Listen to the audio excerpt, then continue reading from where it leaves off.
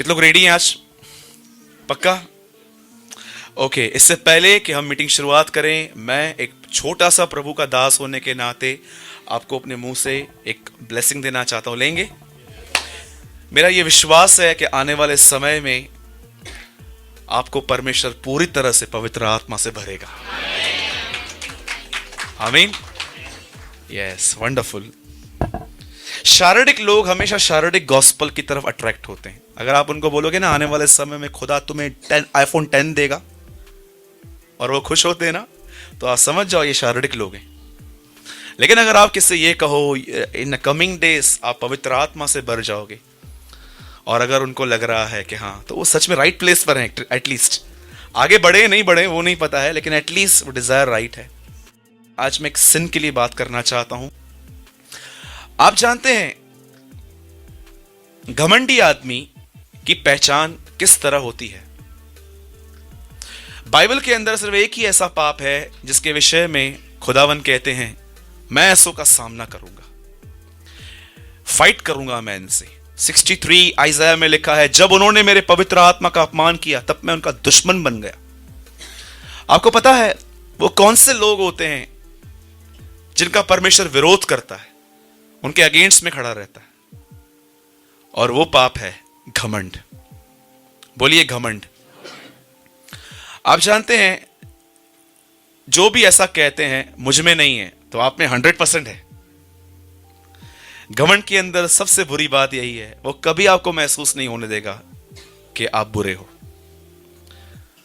याद रखिएगा, वो कभी आपको आपकी गलती नहीं दिखाएगा। वो हमेशा आपको एक दूरबीन देगा, सिर्फ ये दिखाने के लिए कि देख वो क्या कर रहे हैं, ये क्या कर रहे हैं, ये क्या कर रहे हैं, वो क्या कर रहे हैं। और घमंडियों के अंदर एक दूसरी बुरी बात ये रहती है, दे ऑलवेज कंपेयर।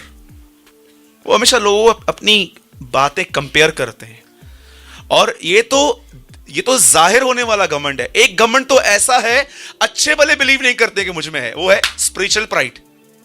जानते हो आत्मिक घमंड क्या होता है? मैं आपसे एक बात पूछना चाहता हूं। यहूदा इस्करियोती के लिए बाइबल में ऐसा लिखा गया है कि वो पकड़ने वाला बना। जब यीशु ने इसको चुना, उस टाइम पे वो एक बेहतरीन व्यक्ति था, रेडिकल था। आपको लगता है जीसस की चॉइस गलत हो सकती है? बहुत लोग कहते हैं ब्रदर ऐसा कैसे, शाऊल को प्रभु ने कैसा चूज किया, इतना वीक आदमी था, ओल्ड टेस्टामेंट किंग था शाऊल। आपको लगता है कि परमेश्वर गलत लोगों को चूज करेगा? पर प्रॉब्लम यह है जब लोगों को देना स्टार्ट करता है ना, वो स्पॉइल भी हो जाते हैं, कई बार खराब हो जाते हैं। इसलिए प्रभु उनको बार बार ऐसी सिचुएशंस में रखता है ताकि वो हम्बल बने।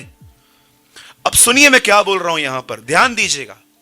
बाइबल एक व्यक्ति के विषय में बताती है। एक आदमी था और उसके घर में शादी थी, और उसने भोजन तैयार किया था, और उसने जब लोगों को बोला कि आओ मेरे पास आओ, भोजन तैयार है, तो सबने बहाने किए। कोई बोलता है शादी की है, कोई बोलता है मैंने बिजनेस स्टार्ट किया है, कोई बोलता है ये वो। बाद में कुछ लोग आखिर उस शादी में आ गए, और जानते हुआ क्या, जब ये शादी स्टार्ट हुई ना, तो इस शादी में राजा एक राउंड मारने के लिए गया कि देखूं कौन से लोग आए हैं। आप जानते हैं घूमते घूमते उसने एक ऐसे व्यक्ति को देखा जिसके पास विवाह का वस्त्र नहीं था। उसने आदमी को नहीं देखा, उसने ड्रेस को देखा। आप में से कितने लोग ये बात जानते हैं, अदन की वाटिका में जब परमेश्वर ने आदम को निकाला तो उससे एक चीज उतरवाई, और वो थे अंजीर के पत्ते जो थे। क्यों प्रभु ने कहा? सोचो, हस्बैंड और वाइफ मुंह लटका के निकल रहे थे और परमेश्वर वहां पर खड़ा हुआ था, और परमेश्वर उनको होता है वेट, रुको, ये चीज निकालो। उन्होंने अंजीर के पत्तों को छोड़, बाइबल बताती है प्रभु ने उन्हें नए अंगरखे दिए, नए कपड़े दिए। क्यों परमेश्वर ने अंजीर के पत्तों को उतार के उनको फिर बाद में बाहर निकाला? क्यों? नए नियम के अंदर आप यीशु को देखोगे, अंजीर के पेड़ को ही कहता है अब तुझ में फल कभी ना लगे। आप जानते हो जिस आदमी ने कपड़े नहीं पहने थे, जो कपड़े उसने पहने थे जो विवाह के कपड़े नहीं थे, जानते हो उसको क्या कहते हैं? इसे कहते हैं स्वयं की धार्मिकता। कितने लोग ये बात जानते हैं? What is the meaning of self righteousness? मैंने अपनी आंखों से लोगों को देखा है, जब उनका बाइबल स्टडी थोड़ा बढ़ता है, जब वो थोड़ा एंगर पे विक्ट्री पाते हैं, जब थोड़ा उनके आइज पे उनका कंट्रोल होता है, या वो चर्च रेगुलर आ जाते हैं ना, फिर दूसरों को तुच्छ जानना स्टार्ट करते हैं। कोई भी, बहुत सारे लोगों को देखा है, किसको भी गुस्सा करते देखेंगे ना, अपने अंदर में बोलेंगे थैंक गॉड मैं ऐसा नहीं हूं। यू आर वर्स्ट, तुम उससे बुरे हो, वो बाहर है, तुम तो अंदर हो। मैं आपसे पूछना चाहता हूं, क्या आप इन दिनों में स्पिरिचुअल प्राइड पे तो नहीं चल रहे हो? अपने लिए हाई थॉट्स रखना, मेरा बाइबल स्टडी, मेरा प्रेयर। बहुत सारे लोग इन दिनों में जानते हैं क्या करते हैं? उनको लगता है वे पवित्र अपने बहुत बाइबल के अध्ययन से, बहुत प्रार्थना से, उपवासों में, या तो उनको लगता है जीसस इस लाइफ चर्च की वजह से हुए हैं। कम ऑन, फॉरगेट, ऐसा होता है? कितने लोग हैं, सच बताइए, सच बताइए, आप बोलते नहीं हो लेकिन आप लोगों को अपने मन में तुच्छ जानते हो? तुच्छ, ये क्या करेगा, मैं हूं। अपने लिए हाई थॉट्स रखना। एक आदमी शादी में बगैर विवाह का वस्त्र पहने और उसको शादी से निकाल दिया गया। आपको पता है ये क्लियर पिक्चर है, तुम खुदा के सामने अपनी धार्मिकता लेकर नहीं जा सकते। याद रखना इस बात को, अगर आपको थोड़ा भी किसी चीज पे विक्ट्री मिली है, थोड़ा भी, आप बहुत बोलते थे अब आप कम बोलते हैं, आपको बहुत जल्दी जल्दी गुस्सा आता था पर इन दिनों में आपका रेशो थोड़ा कम हो गया है, या आपको पहले आंखों पे कुछ भी कंट्रोल नहीं था पर अब आपकी आंखें गलत चीजें कर नहीं देखती है, याद रखना अगर आप अपने आप को इस विक्ट्री की वजह से कुछ समझने लगे हो, मैं यीशु के नाम से कहता हूं आने वाले दिनों में तुम फिर से गिरोगे, क्योंकि तुम्हारे अंदर स्पिरिचुअल प्राइड जमा हो रहा है। लेकिन अगर आपको ऐसा लगता है कि आप हमेशा स्पिरिट में चलते रहते हो, नहीं, वो मुझसे ज्यादा बेहतर है, ओ मैं यीशु के नाम से कहता हूं आने वाले दिनों में तुम और कुछ जबरदस्त एक्सपीरियंस करने वाले हो। हमेशा याद रखना, जब परमेश्वर आपको छुएगा ना, मैं आपको सच कहता हूं, आप अपने आप में है ना एक शून्य बन जाओगे, जीरो, एकदम जीरो। मुझे बहुत पसंद है ये वचन जहां पर ऐसा लिखा गया है, वो उसको पूछता है तेरा वस्त्र कहां है? आप जानते हैं इब्राहिम के लिए क्या लिखा गया है? इब्राहिम को घमंड करने का मौका था पर परमेश्वर के सामने नहीं। कितने लोगों ने वचन पढ़ा है? तुम बाहर घमंड कर सकते हो, मेरे पास ये है, मेरे पास वो है, लेकिन जब तुम परमेश्वर के सामने जाओगे ना, उधर कुछ नहीं चलता है। उतार ये कपड़े, मेरा बाइबल स्टडी, मेरा प्रेयर। मैंने देखा है लोगों से जब बात करो ना, यीशु के लिए कम और अपनी एक्टिविटीज के लिए बहुत बात करते हैं। पास्टर मैं अभी 1 घंटा प्रेयर करता हूं। अरे वाह, तभी भी नहीं सुधरा है तू? पास्टर जी अभी मैं बहुत बाइबल पढ़ता हूं। अच्छा, उस दिन देख रहा था तू लड़कियों के पीछे घूम रहा था। पास्टर जी अभी मैं घर पे 1 घंटा आराधना करता हूं। अच्छा, याद रखो मेरे भाइयों और बहनों, परमेश्वर आपकी एक्टिविटीज नहीं देखता, परमेश्वर आपके इंटेंशंस देखता है। इस बात को याद रखो। आज मैं आपसे पूछना चाहता हूं, यीशु ने कहा धन्य हो तुम जब धार्मिकता के भूखे और प्यासे हो। इसका मतलब क्या है, धार्मिकता का भूखा और प्यासा? What is the meaning of धार्मिकता? आइए, आप में से बहुतों ने ये वचन पढ़ा है। इंग्लिश में लिखा गया है blessed are those who are hunger for righteousness, they shall be filled. धन्य है वे जो धार्मिकता के भूखे और प्यासे हैं। याद रखना, धार्मिकता का मतलब क्या होता है, इस बात को ध्यान दो।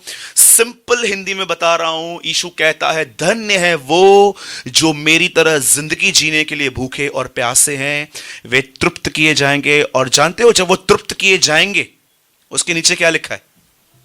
धन्य है वे जो दयावंत हैं। इसका मतलब क्या है, जब परमेश्वर तुम्हें धार्मिकता से भरता है अपने स्वभाव से, तुम्हें घमंडी नहीं, तुम्हें और दयालु बनना चाहिए। मैं आपसे पूछता हूं, आप में से कितने लोग हैं जो एक दूसरे को घर पे उठा के लेके चलते?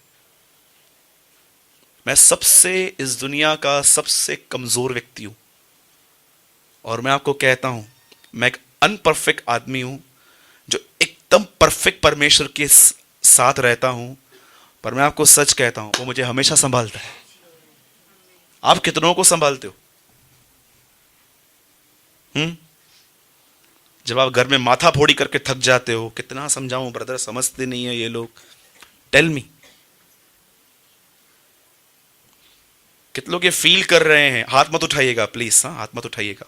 कितने लोग ये फील कर रहे हैं, ब्रदर मैं जब 2 घंटा बाइबल पढ़ता हूँ ना, 2 घंटा प्रेयर कर लेता हूँ ना, कभी मैं 40 डेज फास्टिंग में, तो मैं दुनिया का सबसे बड़ा घमंडी रहता हूँ। हर एक को देखता हूँ मैं 40 डेज में एलिया हूँ। मेरे भाइयों और बहनों, बी हम्बल, नम्र बनिए। याद रखिएगा इस बात को, अगर आप लोगों के साथ अपनी कंपैरिजन करोगे ना, आपको घमंड आएगा। कंपैरिजन करनी है ना, एक आदमी बताता हूं उसके साथ करो, करो यीशु के साथ, देखो तुम कहां पर हो, तुम नम्र बन जाओगे। नहीं यार क्या बात कर रहा है, उसके साथ। हाँ, don't compare your self with people, compare your self with Jesus, कि क्या हम उसकी तरह हैं।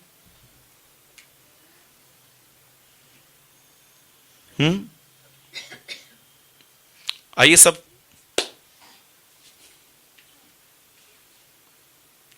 एक साफ सुंदर स्वर्गदूत को घमंड ने शैतान बना दिया। और यीशु मसीह को देखो, जब वो इस पृथ्वी पर आया और वो जिंदा रहा, उठा लिया गया। आप जानते हो ये मिस्ट्री है, जो पुराने लोग हैं ना वो जान जाएंगे मैं क्या बोलने की कोशिश कर रहा हूं। ये मिस्ट्री है। पौलुस ये नहीं कहता है कि वो परमेश्वर का पुत्र है इसीलिए परमेश्वर ने उसे ऊंचा उठाया। जानते हो पौलुस क्या कहता है? उसने अपने आप को दीन किया, इस कारण परमेश्वर ने उसे वह स्थान दिया जो सब स्थानों से ऊंचा, और वह नाम दिया जो सब नामों में महान है। याद रखना, यह बाइबल की एक मिस्ट्री है कि परमेश्वर ने यीशु को इसलिए दाहिनी ओर नहीं बिठाया क्योंकि वो उसका बेटा था, पर उसको इसलिए बिठाया क्योंकि वो दीन था। इसलिए बाइबल कहती है, दीनों पर मैं अनुग्रह करता हूं। वो लोग जो अपने आप में जीरो हैं, कुछ नहीं समझते हैं, हर एक को अपने आप से बेटर समझते हैं। बेटर, तू अब मुझसे अच्छा है यार, तू क्या मेरे साथ कंपैरिजन कर रहा है। एक पास्टर को दूसरे पास्टर ने बहुत परेशान किया जेलसी में, और ये आदमी बेचारा स्ट्रेस ले लेके ना एक दिन बीमार पड़ गया। हॉस्पिटल में गया और जाके एक पास्टर उसको मिलने गया, और वो उसको एक सवाल पूछता है, बोलता है, ब्रदर आपको क्या लगता है जो उसने आपको सताया वो स्वर्ग जाएगा कि नहीं जाएगा? हम बोलते थे अगर वो जा रहा है तो मेरे को नहीं ले प्रभु। हम तो ऐसा बोलते हैं। लेकिन जानते हो उस आदमी ने क्या कहा? उस आदमी ने कहा वो 100% जाएगा, लेकिन मैं उसे नहीं देख पाऊंगा। बोला क्यों? बोला वो सिंहासन के इतना आगे रहेगा, मैं पीछे रहूंगा, मैं कहां देख पाऊंगा उसको। आप बिलीव कर सकते हो, एक आदमी जिसको कोई सता रहा था, उसके लिए इसके अंदर ऐसे विचार थे। तो मेरे भाइयों और बहनों, स्पिरिचुअल प्राइड मत रखिए कभी भी।